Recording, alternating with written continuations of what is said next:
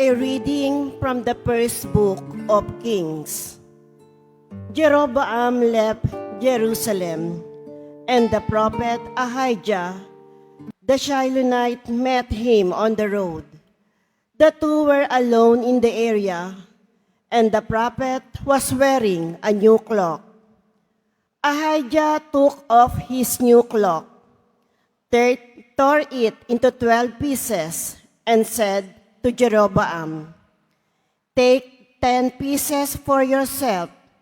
The Lord, the God of Israel, says, I will tear away the kingdom from the Solomon's grasp, and I will give you 10 of the tribes.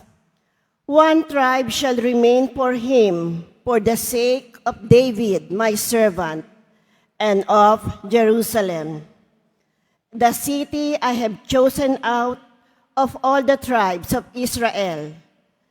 Israel went into rebellion against David's house to this day. The word of the Lord. Thanks be to God.